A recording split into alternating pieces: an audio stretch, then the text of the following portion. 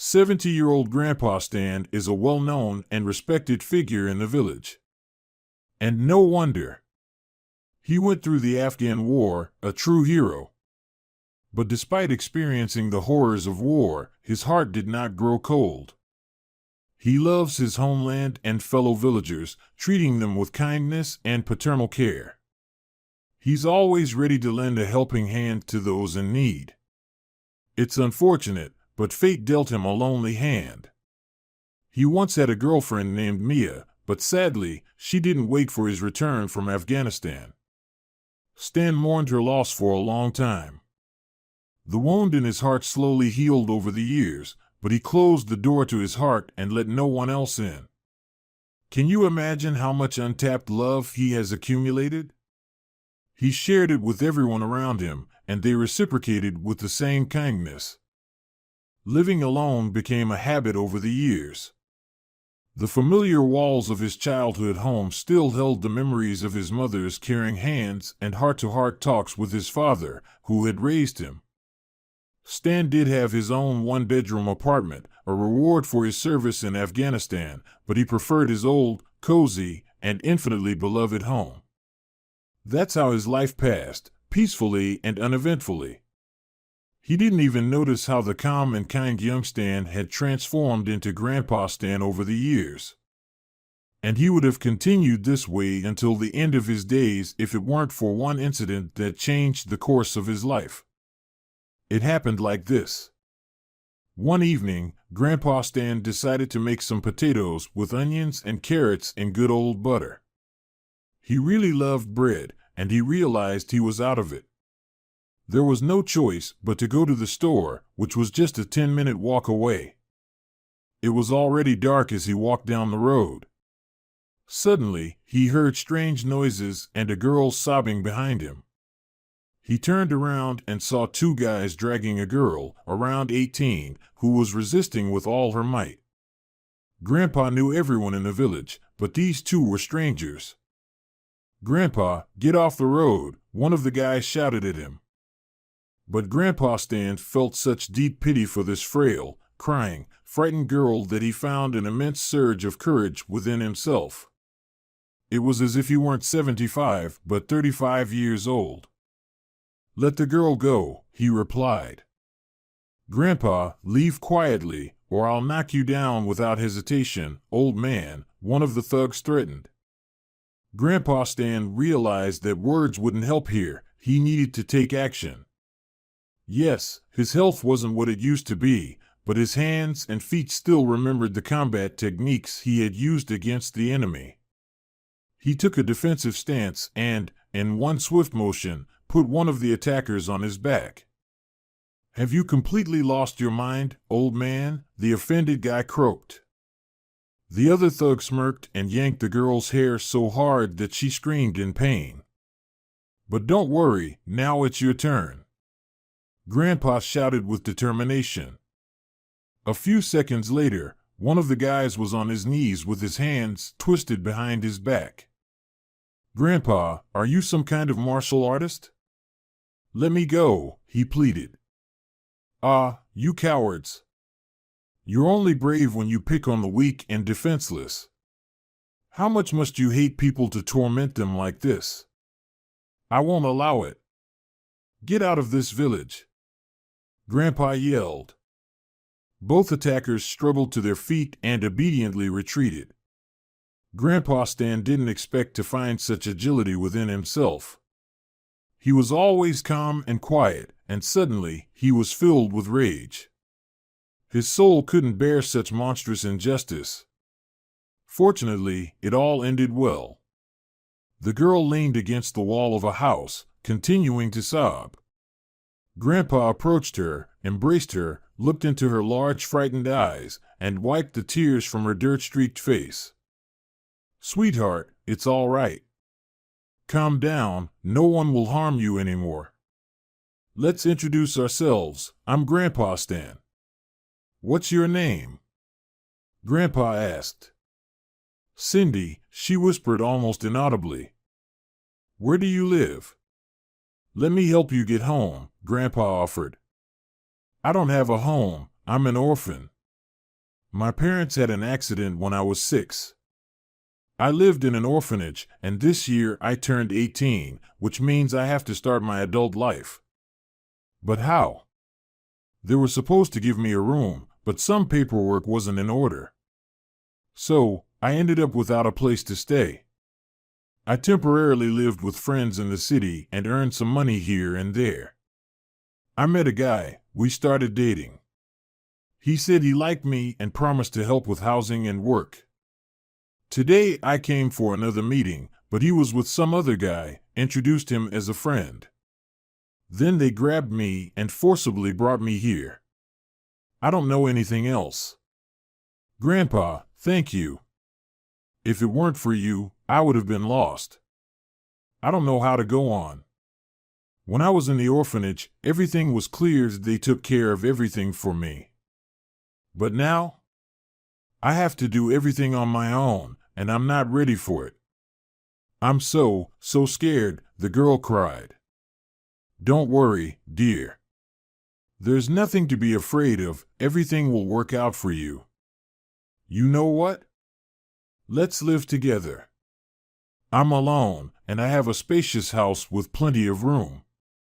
And there's work for you in our village. You'll be like a daughter to me. Agree, my dear, Grandpa suggested. I agree, Grandpa. Meeting you is a blessing. I'll be grateful for the rest of my life. The girl's face lit up with a smile. Grandpa Stan was delighted. Even in his old age, he would have his daughter, Cindy. They would have their own little family nest, someone to love and care for. Cindy shivered, pulling her shoulders up. She was cold. It was autumn outside, and she was still wearing a lightweight jacket and worn-out sneakers. You could tell she came from an orphanage. Why are we just standing here? Let's go home. I've cooked some delicious potatoes with onions and carrots. Hungry, aren't you? You'll warm up, Grandpa said, caring. And they walked, embracing each other. What a warm and pleasant word, home, Cindy thought. Could she also find happiness? A home, a family, something she could call her own. Here was the house. It was old but not dilapidated. You could tell the owner took care of it. There was a small garden, all neat and tidy. Well done, Grandpa. The keys jingled, the floorboards creaked, and Cindy found herself inside. How cozy it was compared to the grim walls of the orphanage. Oh my, a stove! She had only read about it in fairy tales. She touched it, it was still warm. And the potatoes, probably from there. It must be delicious. Saints' icons in the corner, old family photos on the walls. A neatly made bed, a worn-out sofa, a wardrobe, stools. It seemed like an ordinary, time-worn country house. But no, each item, even the walls, exuded history, grace, and kindness. It felt like generations had happily lived their lives here. Come on, sweetheart, make yourself at home, use everything as if it were your own.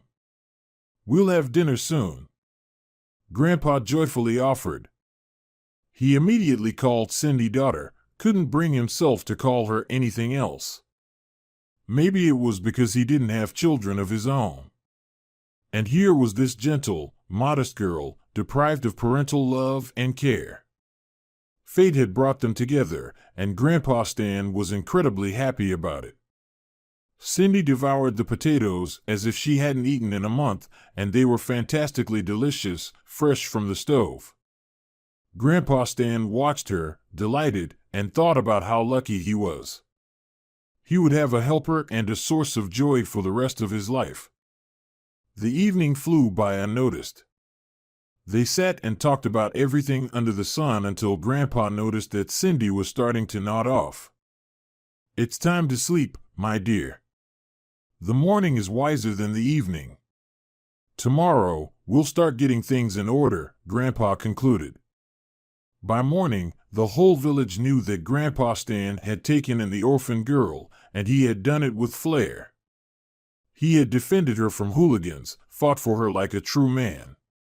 Every villager, without exception, admired his actions. The women whispered to each other, wondering how Grandpa and the girl would manage. Where would she find work? After all, it wasn't like adopting a pet.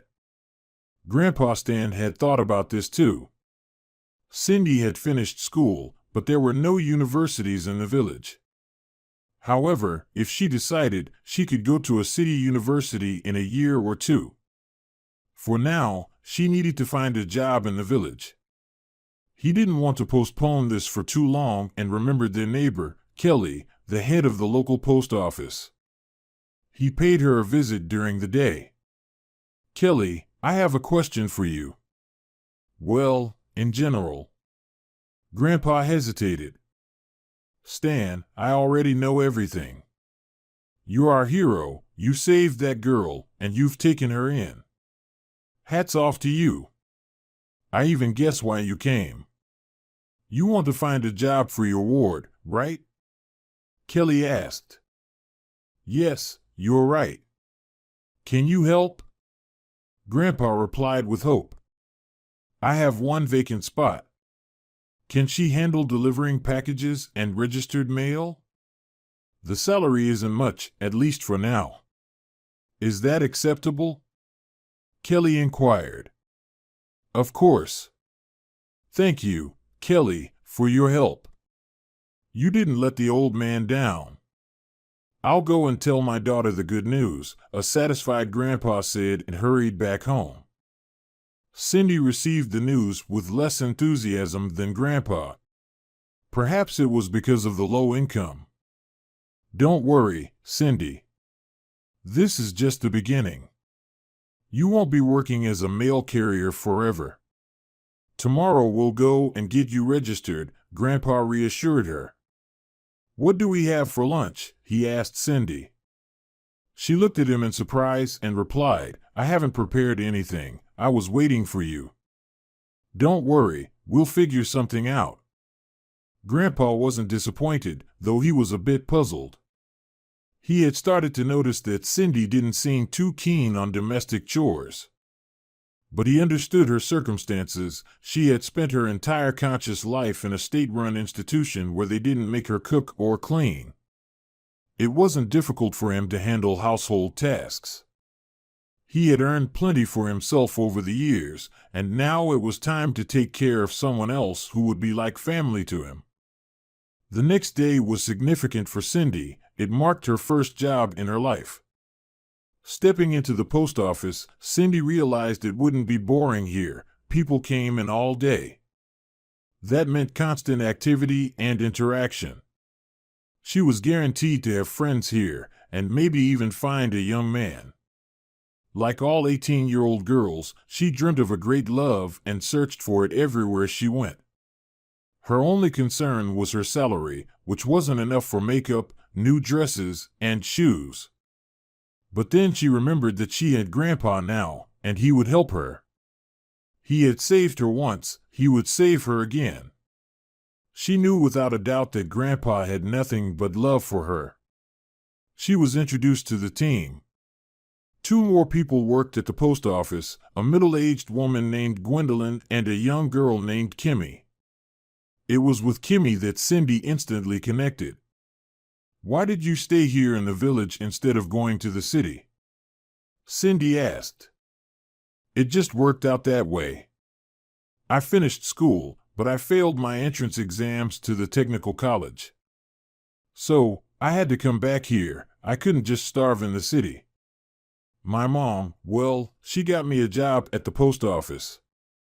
I've been here ever since. But I want to leave. What's there for me in this place? No well-off husband, no decent job.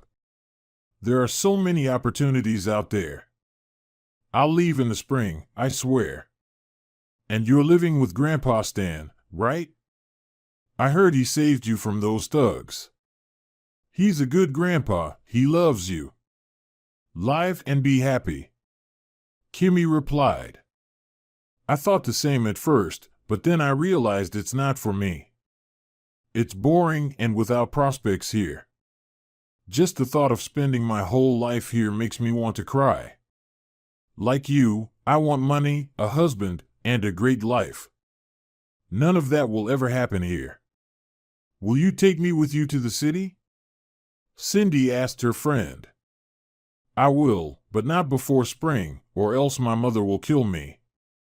I promised her. We'll achieve our dreams faster together. Kimmy promised. So the days passed one after the other.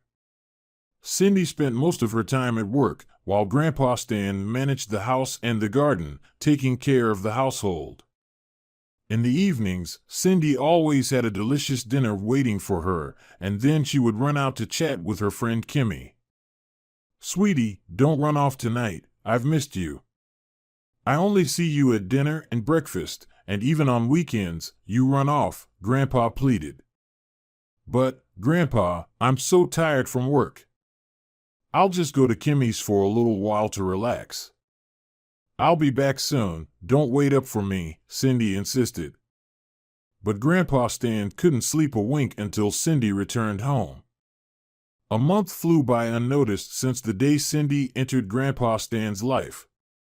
One evening, she didn't sit down at the dinner table but lay down on the couch. Sweetie, what's wrong with you? Grandpa asked, concerned. Something doesn't feel right today. I'll just lie down for a bit, Cindy replied. Maybe you need to see a doctor, Cindy? Grandpa suggested. But Cindy only shook her head and buried her face in the pillow. A few minutes later, she jumped up and ran to the sink. She started vomiting. Oh dear, what's wrong, my child? Grandpa asked anxiously. No, Grandpa, it seems I'm pregnant, she said in a low voice. Is this from the city? Who's the father of the child? Grandpa was surprised. I had a boyfriend in the city. It wasn't serious. We met a few times. Turns out I wasn't important to him. I was just a temporary distraction, Cindy explained, nearly in tears. Poor you, my dear. How much you've had to go through at just 18 years old. But don't worry, everything will be okay. I'm happy right now, and I'll be even happier. We'll have a daughter, and now a grandchild too. Grandpa Stan comforted her, his face beaming with joy. Diapers and sleepless nights didn't frighten him. He was thrilled that he was finally going to have a real family, something he didn't have in his youth. Cindy, on the other hand, was feeling the complete opposite. It seemed like her world had come crashing down. Her life had ended before it even began. She'd have to say goodbye to dreams of the city, a wealthy husband, and financial stability. Ahead of her lay a bleak existence, day after day, month after month, year after year. She felt like she was losing her mind with these thoughts, but Grandpa Stan just thought it was the stress of pregnancy. The next morning, Cindy visited the doctor, and her suspicion was confirmed. She was almost 1.5 months pregnant. For her, this news felt like a death sentence. Maybe she should get rid of the baby? No, she couldn't. Grandpa wouldn't survive it. She returned home, feeling disheartened. Cindy, what's wrong? Don't worry, we'll get through this together. We'll raise a beautiful child, and everyone will envy us. I even made your favorite mashed potatoes. Will you have some? Come, sit at the table, Grandpa suggested. For some reason, he immediately assumed it would be a grandson. He had even chosen a name, Marcus. After lunch, Cindy got ready for work. Yes, of course, go to work. Just take care of yourself, my dear, Grandpa said. As always, the post office was bustling with activity, even though the town was small. People came in to collect packages from loved ones, and for the elderly, it was also a social gathering place. "Hey, friend. I've been looking for you everywhere. I was starting to worry if you were sick," Kimmy said when she spotted Cindy. "Worse than that. Let's wait until everyone clears out, and I'll tell you everything," Cindy replied, piquing Kimmy's curiosity. Half an hour later, Cindy gathered her courage and shared her problems with Kimmy. Unlike Cindy, Kimmy reacted positively to the news of the pregnancy. "Good for you. Why are you so worried? You'll have the baby, and then, as they say, you'll have a clean slate. There's your grandpa, willing to do anything for you. Let him take care of the little one. You can always go to the city later." Kimmy consoled her. "What city? My fate is to live in this backwater, work like crazy at the post office, and change diapers. And in the evenings, cry into my pillow about my miserable life," Cindy replied sadly. "Well, you've painted quite a grim picture there, my friend. Things can turn out differently. The baby will come, and you can wait a while until the newborn stage passes. Then you can go to the city, for instance, to earn a living. Grandpa can take care of the baby in the meantime. Afterward, you can come back for the baby. It's just one option," Kimmy advised. Kimmy's convincing words boosted Cindy's spirits, and she started believing that not all was lost, and her life could change dramatically. She just needed to wait a little while. Cindy's pregnancy went smoothly thanks to her young age and Grandpa Stan's care. He was like a guardian angel, making sure everything was perfect for Cindy. To him, having a daughter and a grandson was an unimaginable treasure. Cindy, much to Grandpa's surprise, became calm and gentle. Perhaps motherhood had already started leaving its mark.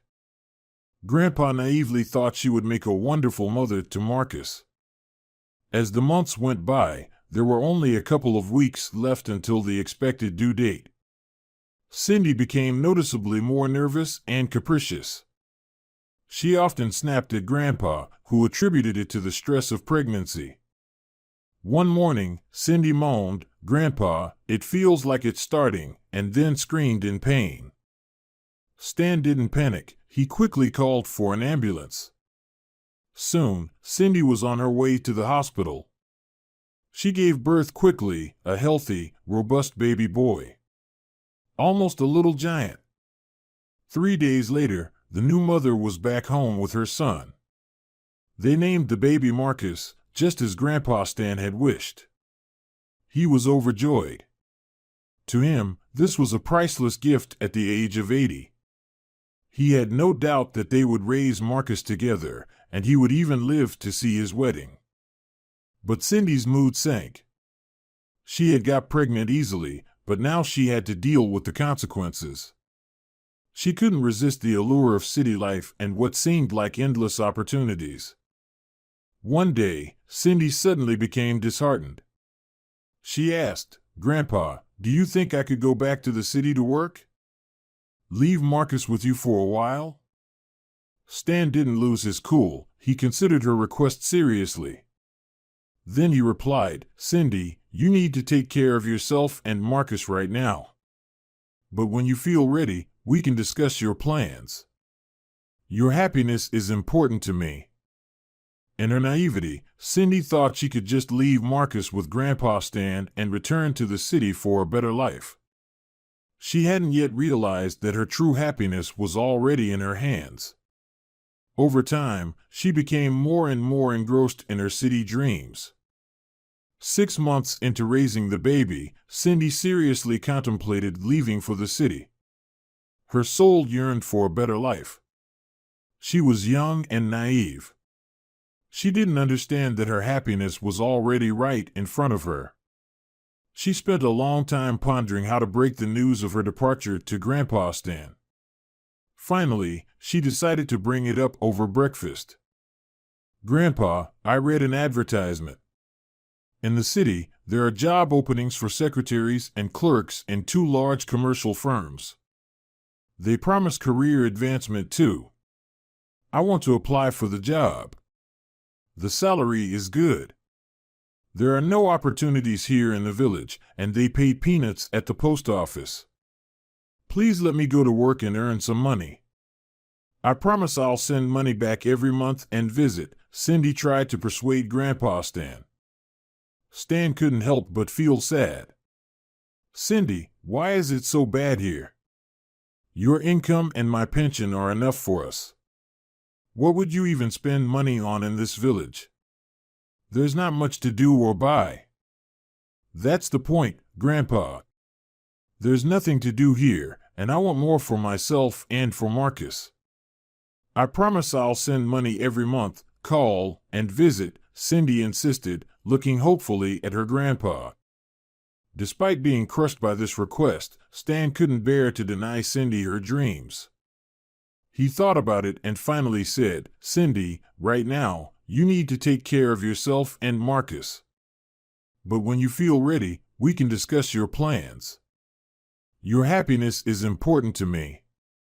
Cindy thought she could leave Marcus with Grandpa Stan and go back to the city for a better life. She hadn't realized that her true happiness was already in her hands. Over time, she became more and more absorbed in her city dreams. 6 months into raising the baby, Cindy seriously contemplated leaving for the city. Her soul yearned for a better life. She was young and naive, not understanding that her happiness was already in front of her. She spent a long time pondering how to break the news of her departure to Grandpa Stan. Finally, she decided to bring it up over breakfast. Grandpa, I've read an ad. There are job openings in the city in 2 big commercial firms for secretaries and clerks. They even promise career advancement. I want to apply for the job.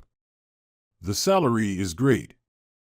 There are no opportunities here in the village, and they pay peanuts at the post office. Please, let me go work and earn money. I promise I'll send money every month, call, and visit, Cindy said, trying to convince her grandpa. Stan felt as though a piece of his heart had been torn out. How could he, and especially Marcus, live without Cindy? But at the same time, her dream was calling. He couldn't deny her that. Reluctantly, he agreed and even gave her some money to start with, using his meager pension savings. Over the next 2 days, Cindy packed her bags, kissed her grandpa and her little son, and left. Take care of yourself, my dear, Stan shouted after the departing bus. He couldn't have imagined that this would be their last meeting for the next 15 years. The company Cindy started working for turned out to be involved in fraudulent real estate practices. They posed as employees of a property management company, deceiving unsuspecting pensioners into signing agreements to give up their apartments. In the best-case scenario, people ended up in less desirable housing, while in the worst case, they were left homeless. At first, Cindy, being naive, didn't realize what the company was really doing. When she finally understood, it was already too late to escape. She was trapped under the threat of death. Frightened and horrified, she, due to her gentle and unassuming appearance, pushed fake contracts onto elderly people. Her partner in crime from the same company, Matt, wasn't the prince on a white horse she had dreamt of, but a rude and unbearable man. To make matters worse, he had become addicted to alcohol. When Cindy accidentally got pregnant, he shouted in anger. "She's gone mad? Get an abortion immediately." Those were Matt's words when Cindy accidentally got pregnant. She had money, but what kind of money? Money earned through deceit and the tears of innocent people. Cindy didn't call or visit Grandpa Stan. Why? She was ashamed. Her dream of a beautiful life had crumbled in an instant. What would she tell him? That she was deceiving and robbing people, and her common-law husband was a tyrant and an alcoholic? I'll find a way out of this mess, and then I'll come back, Cindy thought. But she couldn't find a way out, not in a year, not in 2, not in 5. Then, they were caught by the police while attempting to scam another elderly lady. The young man who posed as the pensioner's grandson turned out to be an undercover police officer, and a team of officers waited outside the door. "Hands behind your back, and don't resist," one of the policemen roughly pushed Cindy. The rest was a blur. 6 months of grueling investigation followed, then a trial, and finally, a verdict: 6 years in a settlement colony. It was only now that Cindy realized how cruelly she had erred when she abandoned her closest family members, Grandpa Stan and her son Marcus, all for the senseless and lofty idea of a glamorous life. Instead, she got a harsh prison bed and a prison cell. How she wished she could turn back time. She would never have made such a decision. Marcus was now 6 years old. What had become of him? How was he coping with Grandpa? Was he healthy? What had she done with her life? She needed someone to tell about her miserable fate, so she wouldn't go crazy. Her cellmate, Vanda, agreed to be her shoulder to cry on, and Cindy poured out her heart, crying incessantly. "Oh, you've been through a lot, dear. So why aren't you doing anything about it? Write to them, tell them you're alive, thinking about them, dreaming of returning," Vanda advised. "But how? I'm so ashamed, more ashamed than I've ever been. I left them, and now suddenly I'd be writing to them from prison," Cindy continued to sob. Oh, if only she knew how wrong she was when she spoke like that. Not a day went by without Grandpa Stan thinking of her. He loved her as if she were his own, and then she vanished. It was as if she had disappeared. He searched for her, searched for a long time, suffered, and grieved. But how could he find her when Cindy lived in rented apartments? Only his grandson Marcus saved him from utter despair, providing comfort, joy, and hope. Time marches on relentlessly. Even 6 years in prison seemed to fly by. The gates closed behind Cindy with a creak, and she was free once more. Her cellmate, Vanda, had been released 6 months earlier, jotting down her address and inviting Cindy to stay with her. Where should she go, to Grandpa Stan or to Vanda? Once again, Cindy made an irreversible mistake, of which there had been many in her life. She chose Vanda. Vanda's aunt worked at the local railway station and arranged jobs for them. Cindy became a cleaner, and Vanda was entrusted with ticket sales. The station was only a 2-hour journey from the small settlement where Grandpa Stan and little Marcus lived. How many times she had yearned to board a train and go to them, but something always held her back. And so, day by day, month by month, 3 years passed. One day, while cleaning near the ticket counters, Cindy noticed that someone had left a local newspaper on a chair. She absent-mindedly picked it up, glanced at the front page, and was stunned. She leaned against the wall to keep from collapsing. There was a photograph and a brief article stating that a local schoolboy named Marcus had earned 2nd place in a nationwide history Olympiad, with a wrinkled old man standing beside him. Yes, it was Grandpa Stan, and next to him was her son. How handsome and intelligent he had become. "Vanda, Vanda, come here, quickly," Cindy shouted. "What happened?" panted her friend as she rushed over. "Vanda, I can't go on without them, I can't. Look at what's in the newspaper. I'm leaving today." Cindy spoke through tears. "Of course, go." Vanda supported her. During the entire journey, Cindy tried to think of what to say to explain herself. Nervousness made her mind go blank. She needed to fall to her knees and beg for forgiveness, as if before God.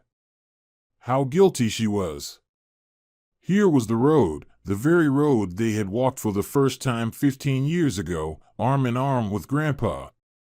Oh, Lord, and there's the house, old but so familiar. She knocked on the door once, twice. Was nobody home? Then the door swung open, revealing a tall, handsome young man standing on the threshold. Cindy's legs weakened, and a lump formed in her throat. She looked at her son but couldn't utter a word. "Are you looking for someone? Grandpa Stan?" "He'll be back soon," the young man said. "Are you Marcus?" Cindy asked. "Yes, and who are you?" He looked at the strange woman in surprise. I'm your mother," Cindy said softly. "Silly lady, are you joking or something?" "Not funny. Grandpa Stan will be here soon." "You can wait in the yard," the teenager replied, then closed the door. Tears welled up in Cindy's eyes, and she slumped to the ground, continuing to sob. She couldn't remember how long she sat there until she heard a familiar voice. "Cindy, my daughter, you've returned? I hoped and believed every day that you were alive. You've come back while I'm still in this world." The old man hugged her with his wrinkled hands. "Forgive me, Grandpa, forgive me. Forgive me." Cindy couldn't say anything more, tears choked her. "My dear, let's go inside. Everything will be fine now. You have such an amazing son. Thank you for him."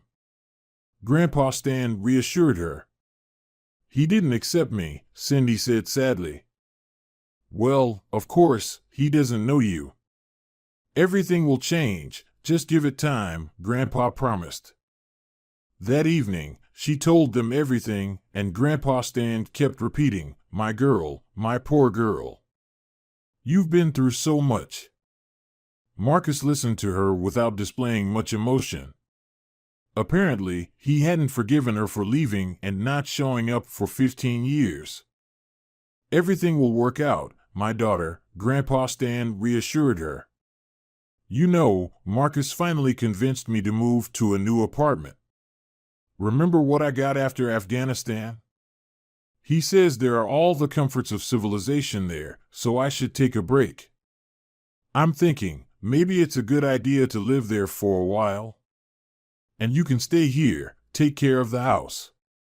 We'll visit each other, you come to us, and we'll come to you. If you want, I can even get you a job. I heard there's an opening for a janitor." "Thank you, Grandpa," Cindy replied. "How could I have lived all these years without you?" Cindy gave her grandpa a tight hug and a kiss. Marcus, on the other hand, simply extended his hand, but he looked at her kindly. This gave her hope that they would at least communicate from time to time. The future of their relationship depended on them. The most important thing was that life continued, and she had her family, her loved ones, close by. She was now certain of that.